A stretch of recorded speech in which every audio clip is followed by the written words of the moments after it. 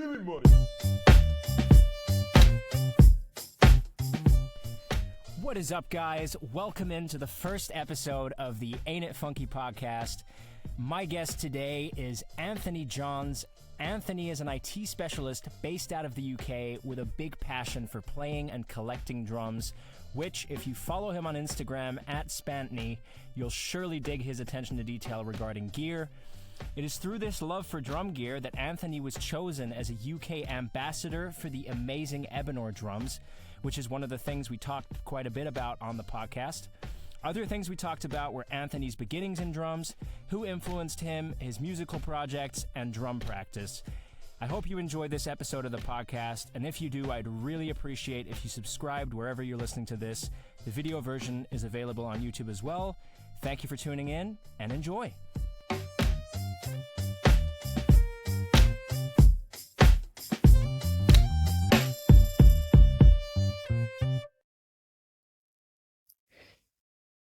All right, Anthony Johns, welcome into the podcast. Thanks very much. Thanks for having me. So, Anthony, tell me about what got you started in music. Yeah, so I'm very fortunate that I kind of picked drums up from an early age. So when I was at primary school, in fact, I actually tried to pick up the guitar. I actually had a few guitar lessons, and my parents bought me a guitar, but I couldn't get on with it. I think, kind of casting my mind back, it was more like classical guitar lessons, and I just didn't get on with it. I didn't gel with it. And then a couple of years later, it was my first year of senior school. So I was 11, between 11 and 12 years old. Got into senior school, and the school that I was at was a music kind of college as well, and they had a drum kit set up. And I remember on my very first music lesson at my secondary school, the music teacher, he just hopped on the drum kit and he just ripped this basic solo kind of thing, and I was just like, oh my god, that is incredible. And I remember at the end of the lesson he said, oh, if anybody wants to, would be interested in learning the drums or any other instrument, come and talk to me, and we'll kind of see what's what. So I then pestered my parents about it, and they had a drum tutor coming into the school called Richie Harwood, who I believe is still going strong to this day, and he started teaching me at my primary school, and at my secondary school, and then some other sort of personal things happened, and I ended up moving away from that secondary school during after my first year, and going to a different secondary school. But I loved the drums so much, I sort of said to my mum and dad, I want to continue with that. And they reached out to Richie, and he was offering actually private drum lessons at the time, and I just kept going with him. And I think I maybe had about a year or a year and a half's worth of lessons. And my parents, they wanted me to do the whole go through the grade system and all that kind of stuff. But to me, I didn't. I'm not super academic. I didn't really want to do that. I just wanted to just play drums. And then so kind of throughout my secondary school years, carried on playing drums, I guess, quite basically. Jammed with friends in garages and got yelled at by neighbours and all that kind of stuff. And then I actually got an opportunity to our high school leaving prom. They were like, well, we're going to hire out this big hall, and we're going to actually we're going to hire a band, and we're actually going to use the school band to kind of do that. Do you want to play drums? And I was like, yeah, cool, great. And that was kind of, I guess, my first sort of exposure to sort of playing a show to people, was at my, high school leaving prom in front of a couple of hundred people, sort of thing. Sweet. And then from there, I got in, when I got to college, it just kind of grew organically from there. I actually started seeking out bands, local bands that, needed drummers, and continued jamming with friends and everything like that. But it was all very, I never had it in my mind that I wanted to be a professional drummer or anything like that. Um, Right. it was just very much just like a very passionate hobby for myself. Um, and then pretty much from my college years up to me now, I'm 35 years old now. I've pretty much just been playing ever since, just in local bands and trying to do the YouTube thing and just just kind of get involved with drums any which way I can, really. Yeah, because you're in IT full time, is that right? Yeah, yeah. So as a profession, I work for a financial company in London, and I'm an IT engineer for that company. So that's how I earn my Okay. money, and then the rest of the time I enjoy it playing drums. Right. So, but was music originally something that well, you said it wasn't necessarily something you wanted to do professionally, right? Yeah, I think I'll probably ask any sort of 15, 16, 17-year-old what they want to do with their life, and they don't really have much of a clue. My parents, are very supportive of me and my brother. My parents are not musical in any way, shape, or form. I think my dad had a Mm. bass guitar in about 1970, and he played it at three Oh, times, and nice. then it got, went into a garage and sat in a garage for the rest of eternity. My mum is not Right. musical either, so I never had like, there was never that sort of drive from home to be a musician or anything like that. My parents are just kind of happy to support me with whatever I wanted to do and just make sure, I guess, that I did reasonably well academically and got a good job and that kind of stuff. But Okay. yeah, like my drive through, like, and my passion for music just kind of comes from within and with the people that I have you know been exposed to and stuff. Like I say, I love music, and I think that just comes from just the being with friends and talking about music, and going to HMV and getting the latest CD, and kind of that kind of process. But yeah, it was never Yeah. thought to myself, oh, I'm going to be a professional drummer. Right. And so you said you talked a lot of music with your friends back then. What were the bands or the drummers that sort of really, did it for you? Like what were the bands and drummers that got you into drums and got you like pumped to play? Yeah, yeah. So I mean, I was born in 1988. So when you kind of think, when I was, your formative years with like listening to music is, like 14, 15, 16. Say that was kind of early noughties pop punk era. So pretty much, it was Travis Barker from Blink 182, and Of course. Yeah. Steve-O from Sum 41. Those kind of like pop punk drummers. Back in the day, I was very lucky that we had Sky TV from an early age. So I used to just sit there watching, Kerrang and Scuzz, Oh, and nice. and kind of all those bands are common. But yeah, for me, I've always had like a huge sort of like pop punk influence. But I listen to a lot of like kind of heavier music as well. So I think I was probably 16 and or 17, and my best mate Mike, he introduced me to a band called Children of Bodom. I don't know if you know Children Right. of. Yeah. They are Hmm. or were a Finnish heavy metal band, and I just remember whatever album that my mate Mike, we went to HMV in Southend, and he bought this album, and he played it in the car on the way back, and I was like, oh my God, what are these drums? It was just thunderous, like double kicks and like hugely technical drumming. I was like, oh my God, this is incredible. And then that kind of Who set. was that on the drums? Do you know what? I'm not even going to try and embarrass myself by trying to pronounce his Okay. name. But it's Jaska. It's Jaska something or other.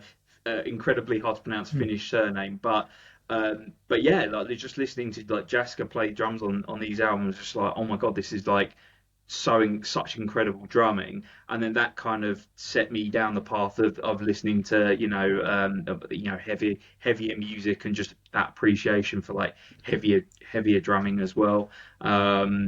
Chris Adler, the original Lamb of God drummer, again, he was like Of a huge, course. Mm. like, influence, listening to, the drums from like Ashes of the Wake and stuff like that, and how he approached drums, which was not incredibly, fast drumming, but it was incredibly like technical drumming, very groove driven. And I think as time goes on, that's kind of how I've started to try and like identify in my own playing is not necessarily just with like incredibly fast, but I love to groove, and certainly the music as I try and write drums to now, I try and incorporate as much kind of like groove into that as possible. Oh, awesome, man. Yeah. Yeah, No, Chris Adler, yeah, is certainly one of the, well, also in my opinion, one of the metal greats. He's, yeah, definitely one of the grooviest cats out there. Yeah, Ashes of the Wake is a Bible as far as I'm concerned when it comes to, metal groove drumming. Vinnie Paul, of course, yeah. from Terror. Pantera, of course, Yeah, he's another one of those guys. yeah. But yeah, Chris Adler was right up there for sure. Yeah, it was always like just every time like Lamb of God released a new album, it was like, oh my God, like, and it was amazing. Like with Lamb of God, was that every album that they released, you could like literally hear Chris Hadler just progressing and getting better. And I remember, like, I think I read in maybe like a Modern Drummer magazine or whatever, and he really did. He really just practiced obscene amounts, and he was always trying to push himself, like, technically for that, like, kind of that next thing. And yeah, for me, that was always like, I can't wait for the next Lamb of God album just to see how far like Chris has like pushed himself. And Yeah. yeah, just yeah, incredible drama. Yeah, right on, man. Right on. And you're wearing the Ebenor hoodie. I know you're an Ebenor ambassador. Yeah. How did that come about? Tell me a little bit more about that. Yeah, so one thing that you may or may not know about me is I am a bit of a gear junkie. I have a lot of drums, I have a lot of gear. Yeah. I love playing drums, but I also like the shiny bits as well. I do, I do drum restoration, and I like tinkering drums, restoring them for people and whatnot. And anyway, so I think I was on Reddit one day, and somebody posted up it was an Ebenor percussion practice pad. So I was like, and it was a really nice looking thing. So I checked out the website and I saw Ebenor percussion custom drums. So a little bit of backstory about Ebenor. They're a very small boutique kind of Canadian company. So it's a father and son team that pretty much do everything, and they've got a couple of other guys who do some like lathe work and stuff like that. But it's Will Leclerc is his name, and his dad Gilles. Um, they just they started this company with this vision to just create really high end, personalized custom drums. And yeah, after I saw that practice pad posted on Reddit, I went to the website and I was like, oh my God, these drums kind of look amazing. So I put the feelers out, and I was looking at the prices, and they weren't for custom drums. They weren't even that, like, that bad price wise when you compare to even sort of things like Ludwig Supraphonics and stuff like that.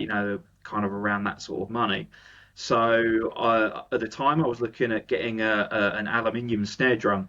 So I reached out to Will, and I said, let's have a chat, and what can we work out. And so we worked out this beautiful 14 by 7 aluminium snare. It's called the Heavy Feather. And I specced out the hoops that I wanted and the color hardware that I wanted and everything. And then a few weeks later, this drum turns up at my doorstep in the UK, and it's just like the most incredible thing. The analogy that I always kind of like say to people, it's like the difference between like going and buying a car that off of a forecourt, or going into the dealership and like fully specking out exactly what options you want and stuff like that. It's just a really awesome experience to be able to do that. You choose what color hardware you want, you choose what heads you want on it and everything, and then you get the finished product at the end. Oh, So I got incredible.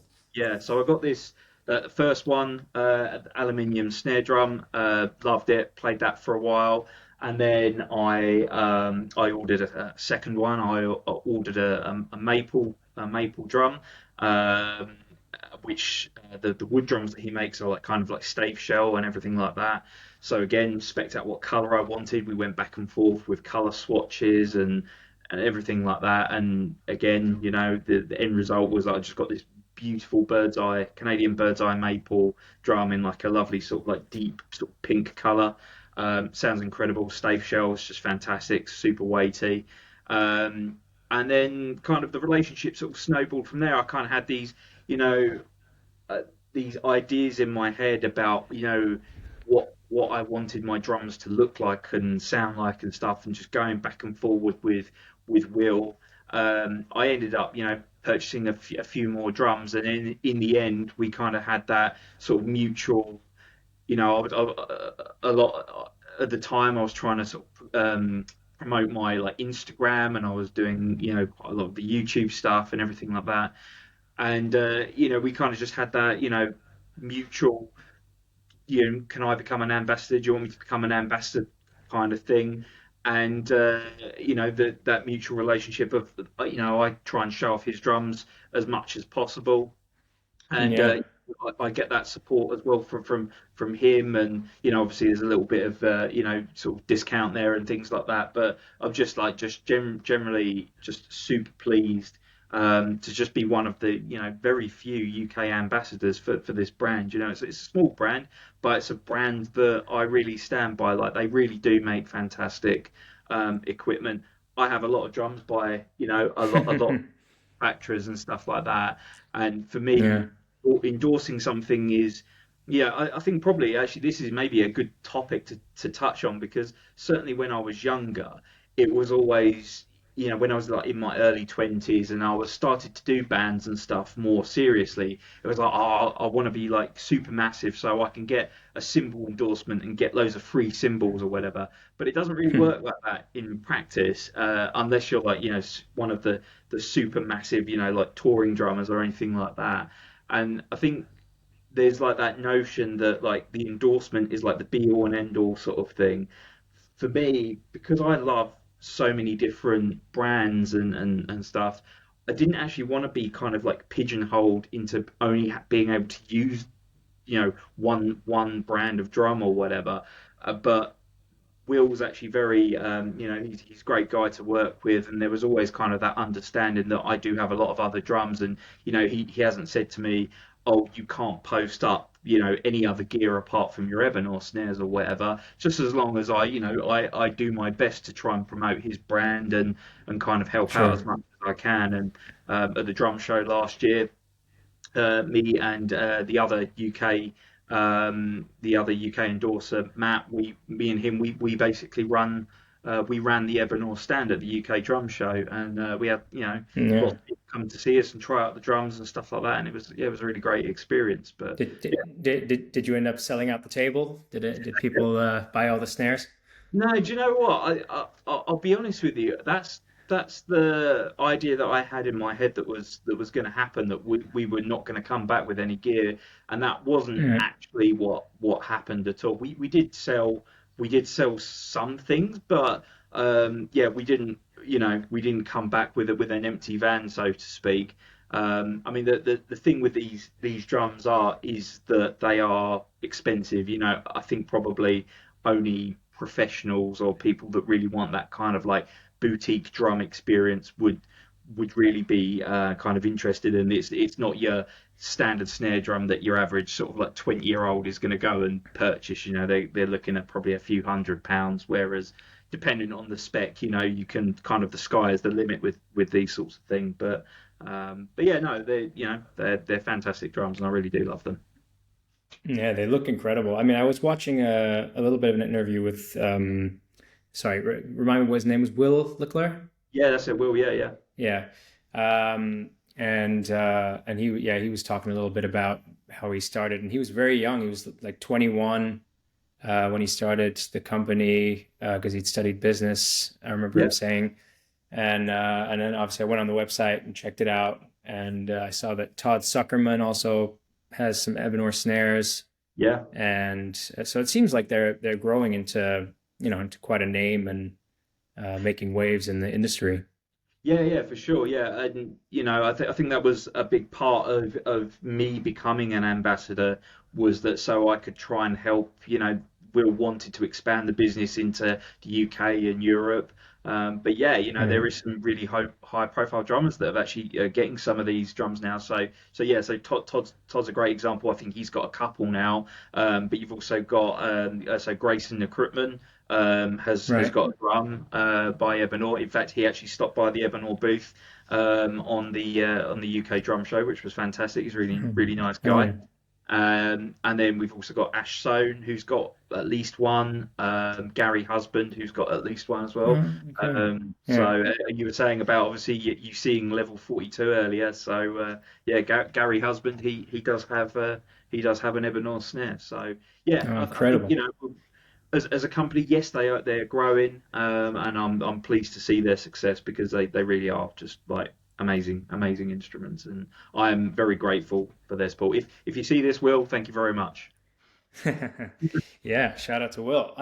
So you, Anthony, you were saying before you play quite more on the metalcore side of things. You have your band Through Dreams and Distance. Yep. Do you play with any other bands, or is that like your main band?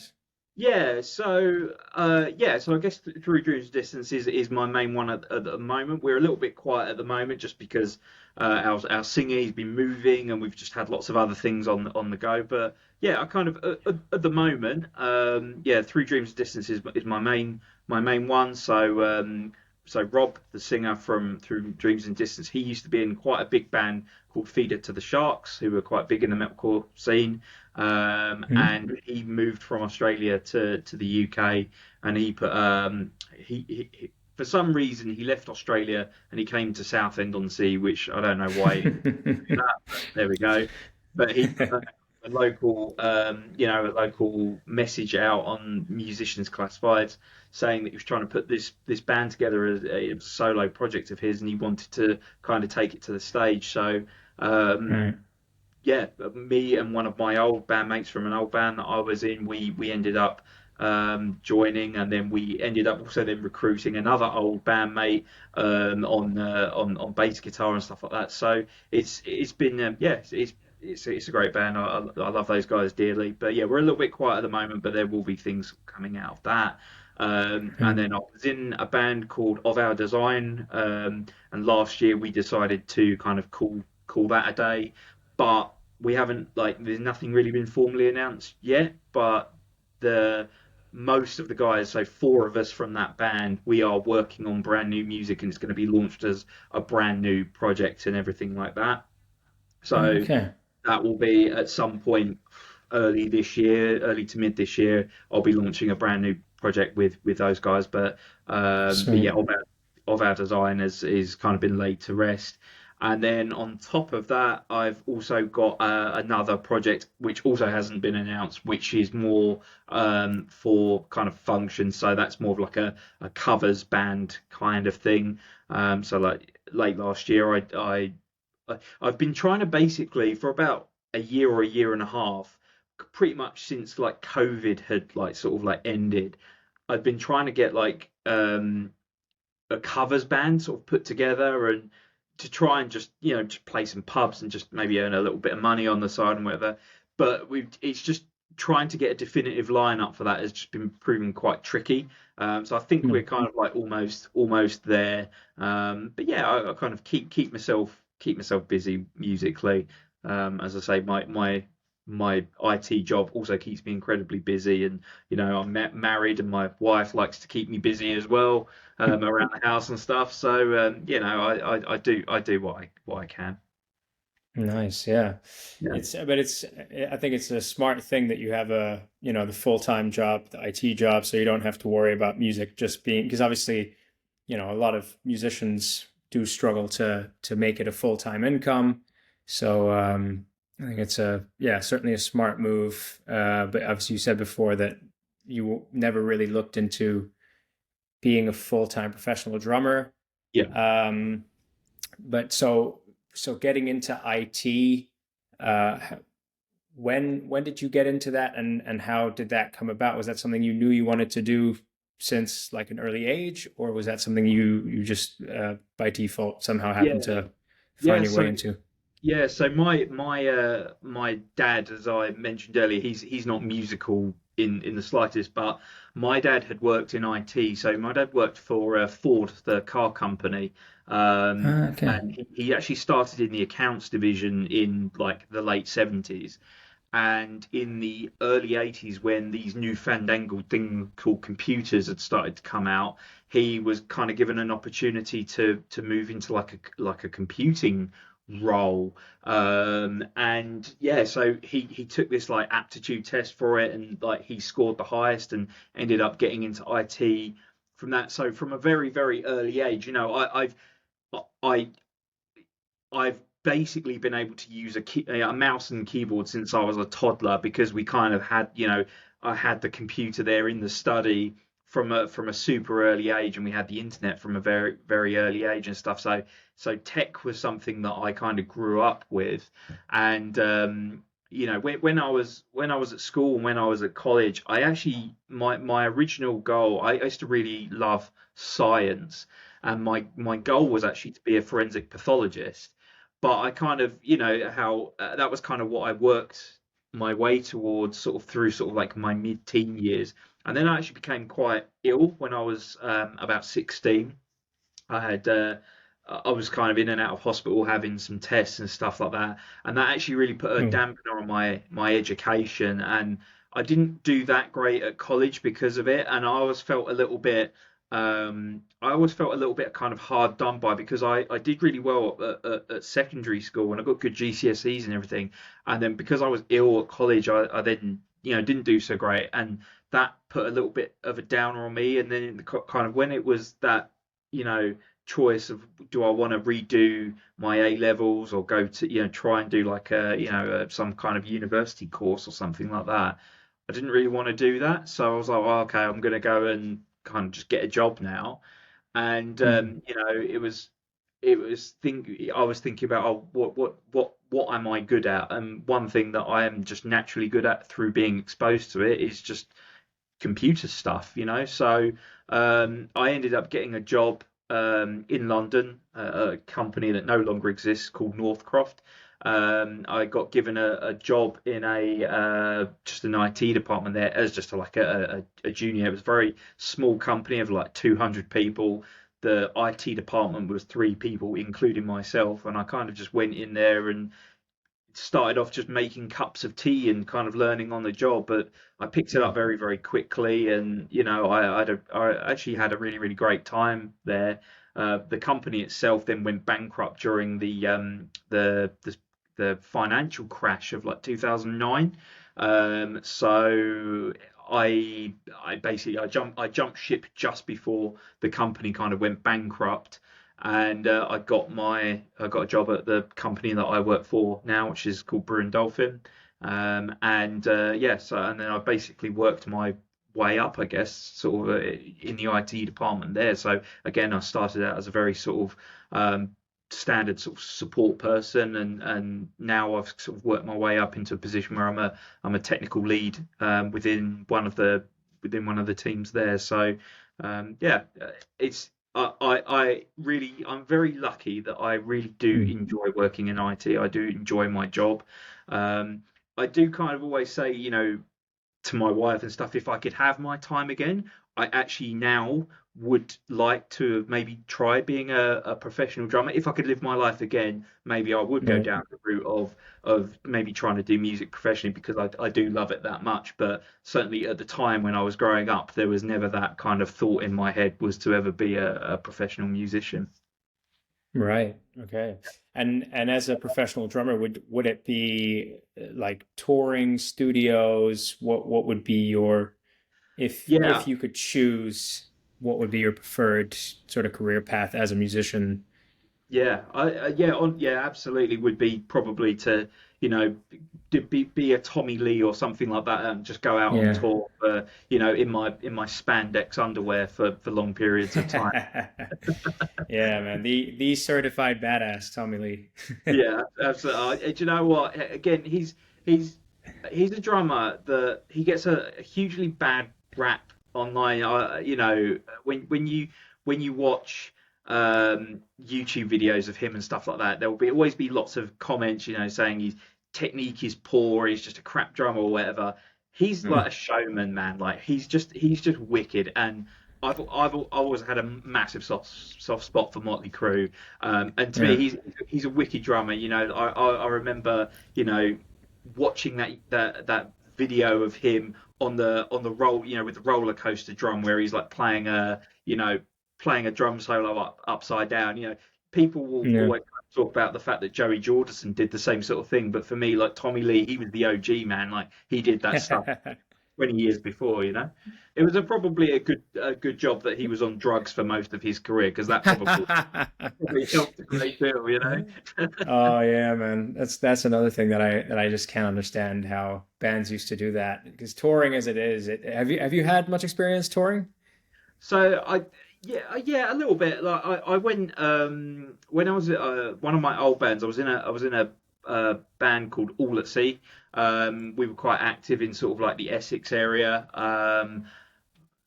About 10 years ago, and yeah, we did a small tour with All at Sea, but I don't think anything probably to like kind of like your level. I've certainly not been on like lots of tours or very long tours or anything, but I've been out on the road, and I think that's kind of why now I think, oh, I'd maybe like to have given that a shot if I could have my time Mm. again, because I did enjoy that, and I do genuinely like love playing shows and stuff. So, but yeah, your Yeah. touring experience, I think, is a lot more extensive than mine. Yeah, I mean, touring, it's very like it. On one hand, it's very exciting because you get to see a lot of, well, you get to see the world, you get to see so many new places in just a short time frame. But it's also it's very tedious, as you can imagine. It gets tiring, sort of having such a inconsistent sleep routine. Yeah, Your diet is all over the place. yeah, It's too much French toast and pizza and burgers, and you can't afford to go to, I don't know, Whole Foods, or you can't afford to go to eat organic healthy foods all the yeah, time. yeah, So you yeah.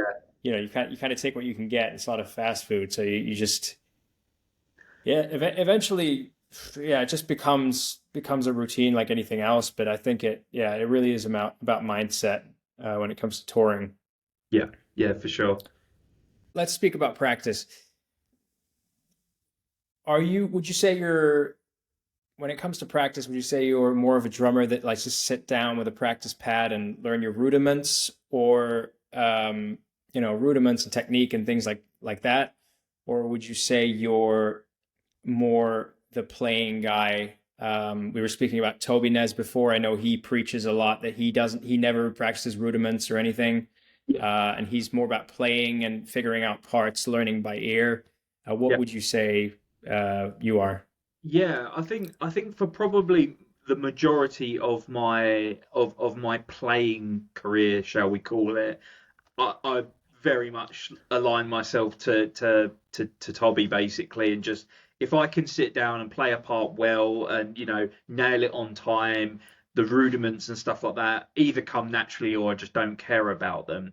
But I think probably about 5 years ago now, I had a bit of an epiphany, and I was kind of just I was at home one day, and I just thought, you know what, I'm gonna go. I went onto YouTube, and I was just like, how I want to learn some more rudiments. Obviously, pretty much every single rudiment is just singles, doubles, or paradiddles. That's basically the foundation of every single rudiment. So, but I was just like, I'm gonna try and learn some other stuff to have in my repertoire. So I just went to YouTube and just started watching some just fundamental, like, basic rudiment stuff, just 6-stroke rolls and 7-stroke rolls and Ratamacues and all kind of stuff like that. And I'm not saying that I use a lot of like Ratamacues in my playing, but what I would say, just like having just that understanding of what they are, um, is actually great. And I actually at the time I remember after watching those videos, I was like, okay, I'm actually going to really try and improve my rudiments. And up until that point, I hadn't ever really even sat down and said I'm going to improve my double stroke rolls. It was just something that I could do them just about. But actually, when you sit down and you put a metronome on and you sit there trying to play them and then trying to do the same thing with your left hand leading or whatever, you quickly work out where your shortcomings are. And Definitely, yeah. that was about 5 years ago. And at that stage, I was like, do you know what? No, I'm actually going to try and you know put the effort in and try and just improve my rudiments because I feel that it will just improve my playing in general. And yeah, I've kind of never looked back, and I'm now at a stage where I'll try and I will try and put rudiments in my playing and my fills and things like that, and I do love it. But yeah, certainly because being a non-academic person, I was never really about, oh, I'm going to sit down and learn the theory of drums or anything like that. There was just kind of no interest for me to do that. But as I've got a little bit older, I'm starting to go the other way, and I do want to kind of learn that stuff a little bit and try and improve myself. What about you? How do you? What's your Uh, approach? well, for me, when I actually want to put in the time to practice, I'm very intentional about it. I certainly put together a I write it down usually in like a spreadsheet, what I want to practice, and sort of for how long, keep track of the BPM on the metronome, and then just leave myself little notes. I've got probably heaps and heaps of spreadsheets and pages on my laptop, Yeah. with me scolding myself in red, being like, stop messing about, you idiot, because I'm just, you know how it is when you want to sit down and you're actually focused, but then something feels good and you're trying to stroke your ego, and you throw out a little chop on, and you go all over the kit and you realize you're just noodling. Yeah. And Yeah. next thing you know, you gotten carried away for 2 minutes. And so I kind of, to hold myself accountable, I mark that down. I stop Yeah. myself. I write down, dude, you noodled. Stop. Don't do that. So that hopefully in future, I can listen to that inner voice that says, right, no, we're going to be focused, and we're going to be Yeah. intentional about practice. I think it's also important. It's also important to record yourself. Like Benny Greb says. I got his book, Effective Practice for Musicians. Yeah. And he says in that book, it's really important to record yourself on a regular basis, Yeah. even when you're practicing. Yeah. That was a big eye opener for me actually. So some years ago, um, I I went out and I bought a Roland electric kit.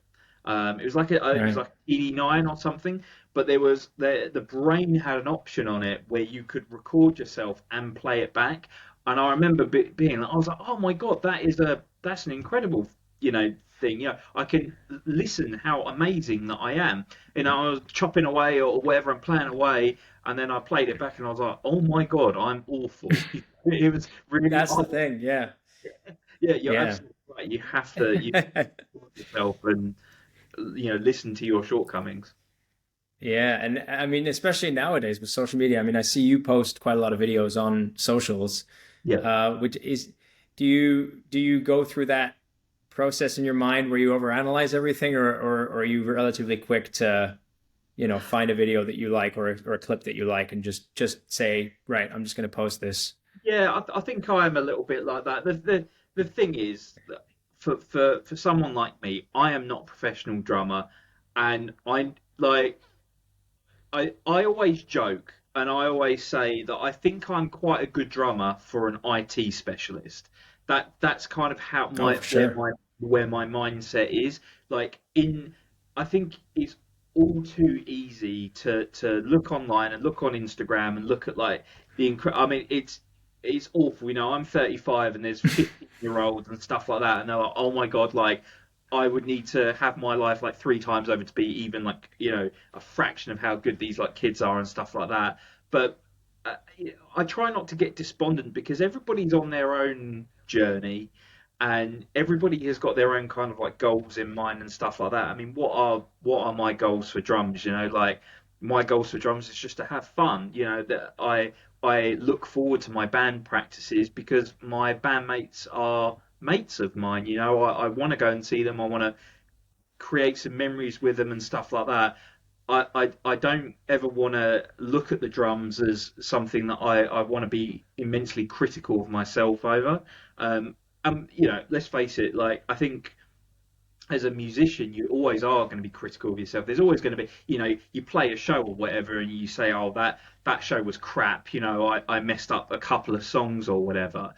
But objectively, like you finish those shows where you think you've played crap, you'll have people come up to you and say, "Oh, that was a really great show."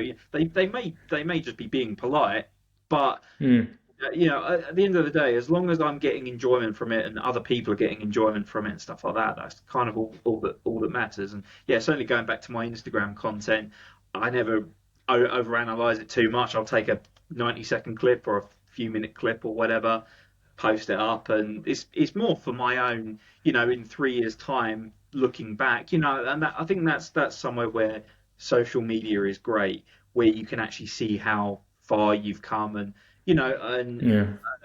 certainly actually doing like the whole YouTube thing. I never really started it to make a massive YouTube channel. I think I've got like 100 and something subscribers at the moment. Like I'm not a big player at all. But what I kind of started it for was because I wanted to just keep track of my own progress. And you know, like some of the songs that I played, you know, a few years ago now and recorded those videos, I can see I was like, oh, actually, like that song at the time was like a really big struggle for me, but it's actually not as much of a struggle now, and it's because of the practice that I put in and stuff like that. So yeah, I think that's kind of where I am and where my mindset is.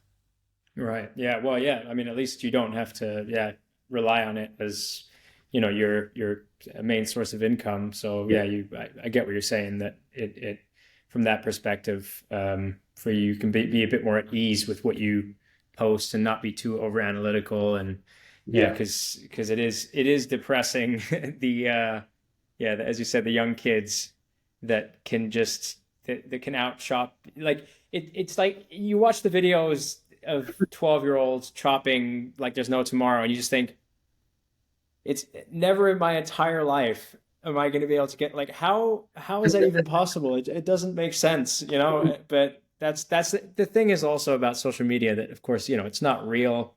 Those people might have done 95 takes, and it was the 95th take that they posted because it yeah, was just about right, and to you yeah, it seems out of this world.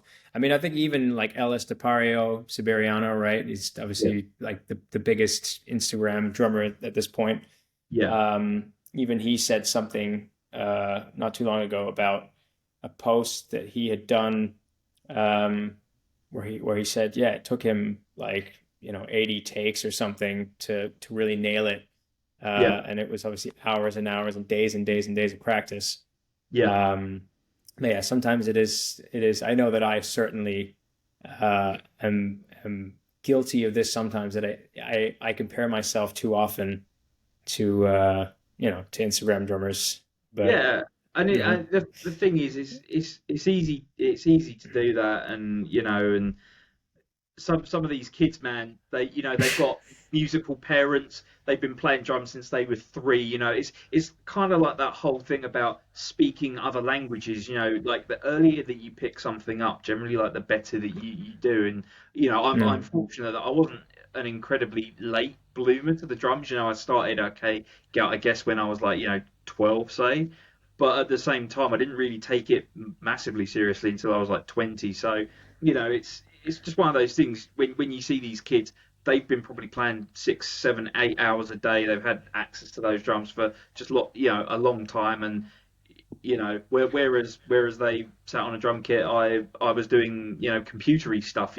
So it's just as I say, everybody's on their own journey, and I think you just have to learn to be comfortable with your own journey. And I'm not saying don't be complacent and think you're God's gift. I absolutely do not think I'm God's gift to the drums in any way, shape, or form. But uh, as, as long as I'm happy and my bandmates are happy with what I'm doing and stuff, that's all I can really ask for. For sure, for sure. Yeah. Well, I think we're getting to the slowly getting to the end of this episode.